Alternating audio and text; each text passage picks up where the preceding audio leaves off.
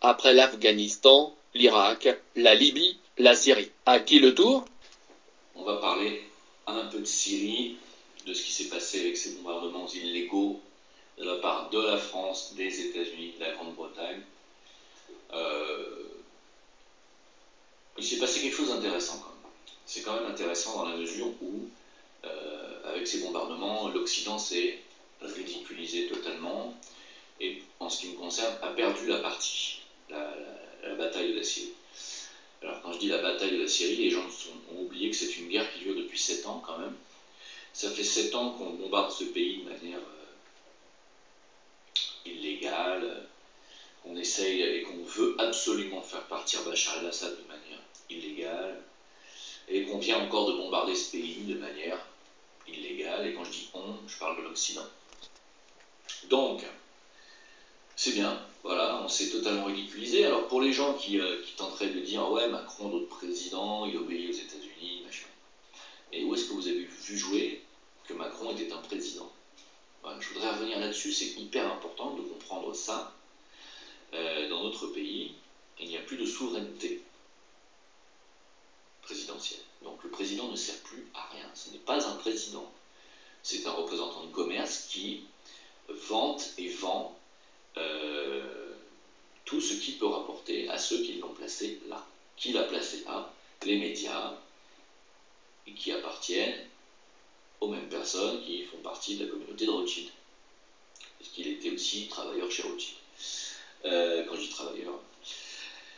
Donc ce n'est pas un président. Un président, il a le pouvoir de faire ce qu'il veut à peu près dans son pays, fermer les frontières s'il veut, battre monnaie avec sa monnaie nationale s'il veut, etc., etc. Or là, il n'a pas le droit de fermer les frontières, puisqu'il obéit aux directives européennes.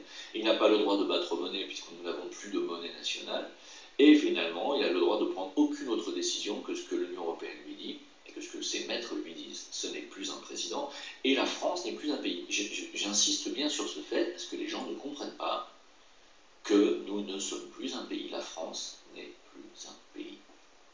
Elle fait partie, et je me répète, d'un État, elle est un État européen, comme le Texas est un État états-unien. Voilà. Et en fait, à la tête des États aux USA, à la tête des États, il y a des sénateurs et des gouverneurs, et Macron est un gouverneur d'État européen. Il n'est plus un président. Voilà. Bonjour à tous. Dans ce bref petit extrait, le VR non silencieux se dit choqué par ces frappes militaires contre la Syrie. Je pense que tout comme les élites de la franc-maçonnerie et beaucoup de personnes, d'autres personnes, surtout des hommes politiques, tout le monde voit à travers le régime syrien de Bachar al-Assad un rempart laïque contre la déferlante islamiste, représentée par une multitude de groupuscules armés venus combattre la cruauté d'un pouvoir militaire alaouite. Aucun de ses alliés, France et Grande-Bretagne, ne souhaitait vraiment déclencher des frappes militaires qui pourraient affaiblir ce rempart laïque syrien contre les groupes islamistes. La France, tout comme la Grande-Bretagne, ont dû intervenir suite à la pression américaine. Aucun de ces deux pays ne voulait vraiment s'attaquer au régime de Bachar al-Assad, puisque officiellement on le combat, mais officieusement en réalité on fait tout pour qu'il remporte la victoire et reprenne le contrôle de son pays, puisque comme vous le savez, depuis que la guerre s'est déclenchée, le conflit, en s'éternisant, a permis à beaucoup plus de groupes islamistes de s'intégrer dans ce conflit, ce qui, logiquement, a constitué une opposition islamiste, ce que nos républiques laïques ne veulent surtout pas voir. Donc, on combat désormais, on combattait le régime de Bachar il y a de cela quelques années, mais aujourd'hui, cette guerre s'est tournée contre certains groupuscules et plus particulièrement Daesh. Donc, lorsqu'on détruit Daesh et d'autres groupuscules, on affaiblit l'opposition militaire et on permet au régime de de Bachar al-Assad d'avancer plus facilement et reprendre le contrôle de son pays. Depuis plusieurs années, la coalition occidentale menée par les États-Unis et l'autre coalition menée par l'Iran, la Russie, la Chine et le Hezbollah libanais combattent tous ces groupuscules islamistes hein, qui étaient en guerre contre le régime de Bachar al-Assad hein, depuis plusieurs années. Et ainsi, en s'attaquant à tous ces groupes islamistes, hein, les plus fanatisés et les autres un peu plus modérés, hein, puisqu'il n'y a pas que Daesh parmi ces groupes islamistes, hein, ont détruit progressivement l'opposition armée hein, en lutte contre le régime laïque de Bachar al-Assad. Hein. C'est pour cette même raison qu'on peut dire que le déclenchement de ces frappes militaires américaines, françaises et anglaises sur la Syrie hein, n'avait qu'un but symbolique, hein, sans véritable résultat, hein, on s'en doute un peu. Hein. Parce que les États-Unis exploitant le groupe Daesh pour faire tourner économiquement parlant son complexe militaro-industriel, hein, et les pays européens faisant de même pour détourner leur peuple de la crise économique qui ne cesse d'accroître leurs problèmes sociaux. Donc, pour que les peuples ne se révoltent pas contre les oligarchies, ces oligarchies, on fait tout pour détourner leur intention en maintenant le conflit en Irak et en Syrie. Hein. Et même quand il y a des attentats, on exploite ces attentats pour vraiment détourner l'attention des vrais problèmes sociaux et surtout pousser ces peuples à accepter une politique ultra sécuritaire qui, comme je l'ai dit dans d'autres vidéos, ne servira que l'intérêt des oligarchies, hein, qui, renforçant ainsi leur sécurité, se protégeront contre tout débordement social. Hein. Quand je dis débordements sociaux, je parle de probables révoltes. Hein. Quand le veilleur non silencieux nous dit que le peuple syrien a voté en majorité pour Bachar al-Assad, je lui répondrai que dans ce genre de pays, à la gouvernance despotique et dictatoriale, hein, les élections dites libres ne veulent rien dire. Hein. L'opposition modérée n'existant même pas. Hein. D'ailleurs, c'est pour cette même raison que beaucoup de ces régimes despotiques s'arrangent pour que cette opposition dite laïque n'existe pas et ils s'arrangent en fait pour installer une opposition dite islamiste. Ce qui leur permettra de mieux l'écraser puisqu'ils savent que l'Europe et les États-Unis les soutiendront. Il suffit de mettre l'étiquette de Daesh ou Al-Qaïda sur certains groupes armés qui se révoltent contre leur gouvernement. Et là, vous êtes sûr d'être soutenu par les États-Unis et l'Europe. Donc vous voyez, on soutient aveuglément des régimes despotiques hein, sous le seul prétexte qu'ils combattraient des groupes islamistes. Alors qu'en réalité, ils combattent des gens qui se révoltent contre l'injustice qui existe dans leur propre pays. Hein. Bah, je ne pense pas que la population sunnite syrienne vote réellement pour leur boucher Bachar al-Assad. Donc quand le veilleur non silencieux nous dit que la majorité du peuple syrien aurait voté pour Bachar al-Assad, je lui répondrai qu'il devrait modérer sa phrase, hein, puisque dans ces pays, hein, les élections n'existent pas vraiment.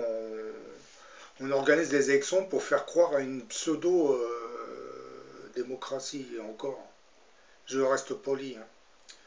Autre point de vue que le veilleur non silencieux expose dans cette vidéo, hein, qui est assez intéressante. Hein.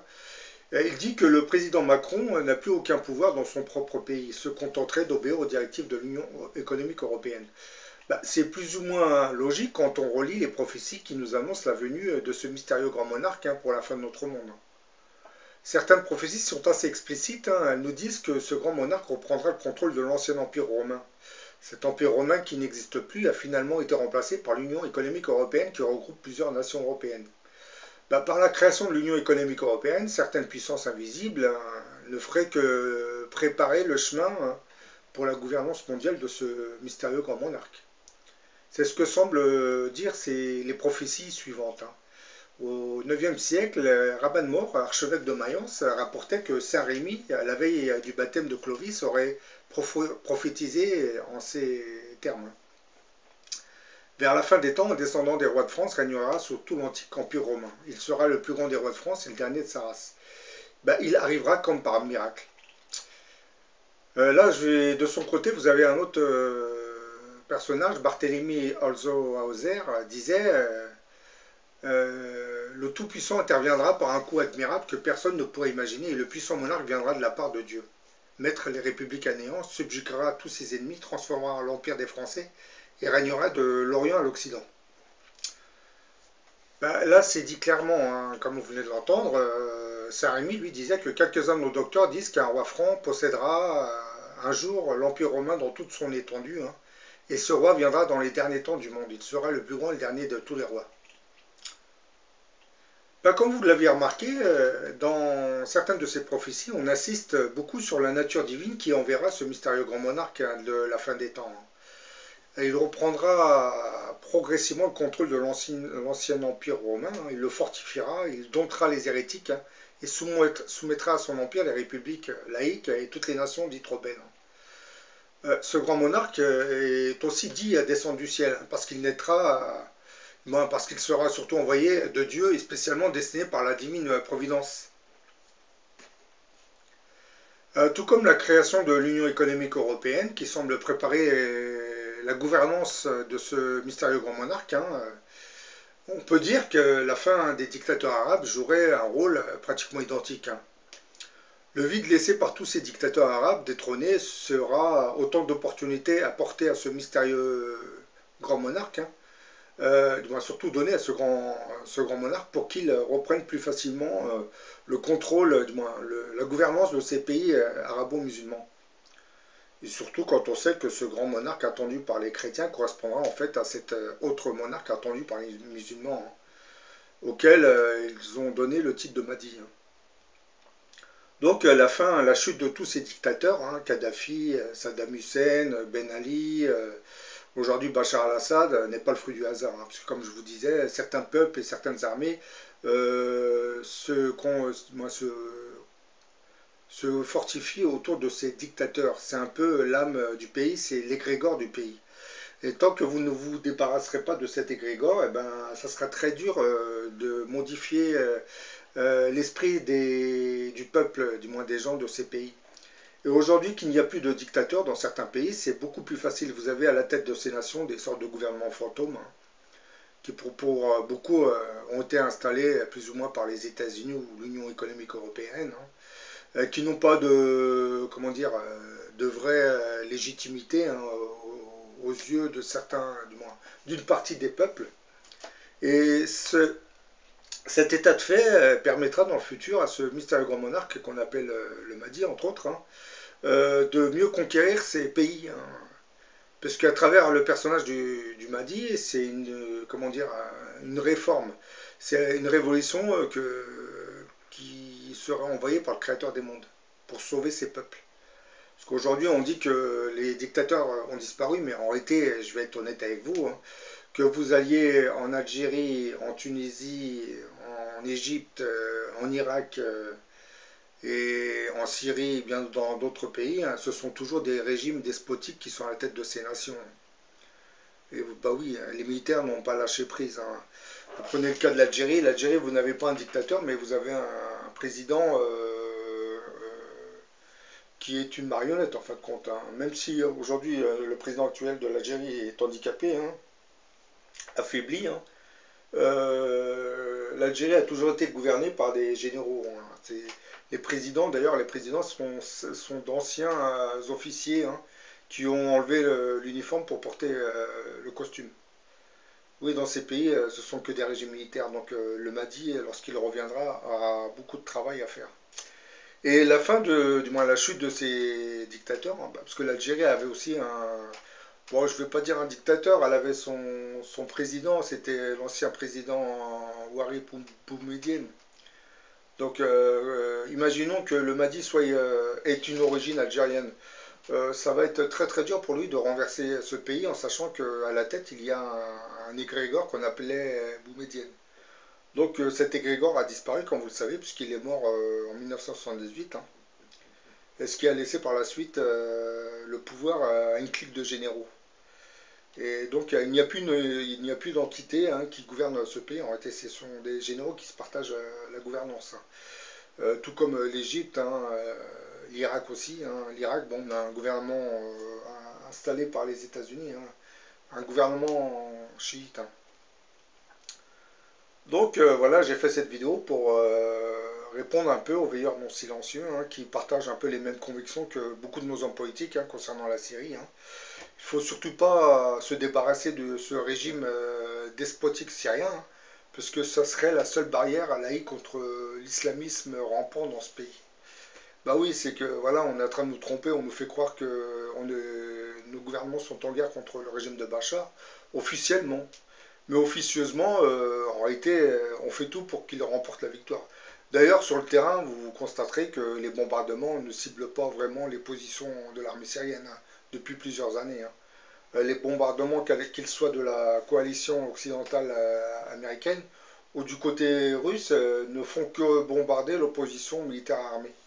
Certes, parmi cette opposition, vous avez Daesh, mais vous avez d'autres groupuscules aussi. Hein. Là, on s'attaque à ces groupuscules, ce qui permet au régime de Bachar al-Assad d'avancer plus facilement. Et comme je l'ai dit dans d'autres vidéos, n'oublions pas que l'Iran est impliqué dans cette guerre, puisque vous avez des milliers de soldats iraniens hein, qui ont revêtu l'uniforme de l'armée syrienne et qui viennent combattre aux côtés de l'armée syrienne contre ces groupes islamistes. Donc, si vous retirez la Russie, la Chine, l'Iran, le Hezbollah de ce pays, le régime de Bachar al-Assad n'aurait pas tenu beaucoup plus longtemps. Il aurait vite disparu, mais après, je pense que ce serait devenu une sorte d'anarchie. Hein, parce que laisser Daesh prendre le contrôle d'un pays, c'est encore plus terrifiant. Donc, parce que le problème avec Daesh, ce ne sont pas des vrais religieux, ce sont des nationalistes irakiens qui faisaient partie de l'ancienne armée de Saddam Hussein qui dirigent ce mouvement. Donc ils n'ont rien de religieux, ces gens. Ces gens, c'est un nationalisme, ils veulent se réimposer hein, au niveau irakien. Hein. C'est pour cette raison qu'ils sont assez cruels et sanguinaires. Parce qu'ils veulent reproduire le régime de Saddam Hussein. C'est par la cruauté on impose son pouvoir. Ce n'est en aucune manière un pouvoir islamiste, hein, c'est un pouvoir laïque qui veut reprendre ce qu'on lui a retiré en Irak. Donc, et puis il profite de la situation pour aller foutre le bordel chez son voisin syrien. Bon là on nous explique que Daesh perdrait du terrain hein, en Irak et en Syrie, mais bon, comme je l'ai dit, les États-Unis tout comme l'Europe ont besoin de Daesh hein, pour détourner l'attention de leur peuple des vrais problèmes sociaux hein, qui sont dus à l'injustice de notre système économique. Donc même si Daesh n'existait plus, il s'arrangerait pour en créer un autre, hein, surtout les États-Unis. Parce que le complexe militaro-industriel américain doit tourner sans s'arrêter. Demain, après la fin du mur de Berlin, c'est-à-dire après la chute du communisme, il a commencé à s'enrayer ce complexe militaro-industriel. Ensuite, vous avez eu le 11 septembre. Il a été relancé grâce à Ben Laden et Al-Qaïda. Hein. Ben Laden qui, comme vous le savez, avait été soutenu par les États-Unis en Afghanistan contre l'occupant soviétique communiste hein, à l'époque. Hein. Faut le préciser aussi. Hein. Ensuite, lorsque Al-Qaïda commençait à s'essouffler, on a découvert Daesh. Hein. Et les États-Unis pouvaient mettre un terme à Daesh. Hein. Il fallait juste mettre un terme au régime sanguinaire de Bachar al-Assad et permettre à une autorité modérée de reprendre le contrôle comme en Irak. Mais bon, les États-Unis ont préféré laisser la situation se dégrader, hein, parce qu'ils savaient très bien, ils se doutaient que ce groupuscule leur permettrait de relancer l'activité du complexe militaro-industriel, de son complexe. Mais il faut comprendre une chose, c'est que Daesh n'est pas éternel. Hein, donc lorsqu'il va disparaître, vous avez un autre groupuscule qui reprendra le flambeau. Ce qui arrangera beaucoup la stratégie américaine hein, et européenne. Bon voilà, j'en ai fini avec cette vidéo. Là sur l'image, je vous ai mis une petite image OBI. Hein, c'est tiré du film Invasion Los Angeles où vous avez des extraterrestres qui du moins qui prennent le contrôle de la planète en installant des images subliminales dans les magazines, les publicités, les vidéos. Ce film, en réalité, il nous explique le monde actuel. Ce ne sont pas des extraterrestres qui imposent tout cela, hein, tous ces messages subliminaux, mais des oligarchies. Par exemple, nos médias, nos magazines, nos journaux, nos panneaux publicitaires sont remplis d'images subliminales hein, qui sont destinées à vous faire consommer encore plus, hein, mais ça, vous ne le voyez pas. C'est pareil, vous avez certains textes que vous trouvez dans les journaux ou dans les magazines sont faits d'une telle manière pour induire dans votre esprit une nouvelle manière de penser. Je ne vous dis pas qu'il y a des codages dans certains textes. C'est limite un codage subliminal dans certains textes qu'on retrouve dans les journaux ou magazines. vous avez aux États-Unis des magazines assez spécialisés dans le domaine. Surtout en France, vous avez aussi les magazines de la franc-maçonnerie. Et où là, vous avez carrément des messages subliminaux destinés à accueillir encore plus de fidèles dans la franc-maçonnerie. Hein. Bon voilà, j'en ai fini avec cette vidéo. Je vous mettrai le lien de cette vidéo du veilleur non silencieux dans les commentaires. Hein, vous pourrez la voir intégralement puisque moi je vous ai pris que les passages qui m'intéressaient pour la thématique de ma vidéo. Hein.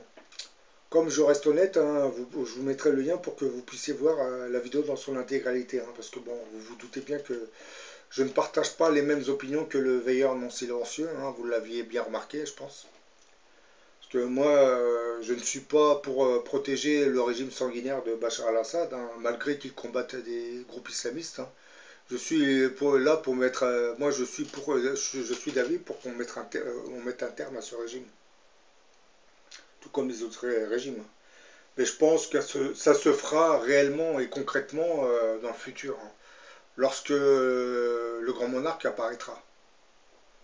Puisque actuellement, le printemps arabe, on nous fait croire qu'il y a eu un printemps arabe, mais non, il n'y a pas eu de printemps arabe. Vous avez eu quelques révoltes qui ont renversé un régime, mais bon, le problème c'est que le dictateur de l'époque est parti, mais le régime n'a pas disparu, hein, ce sont déjà des régimes militaires. Ces pays arabo-musulmans n'ont rien gagné. Hein.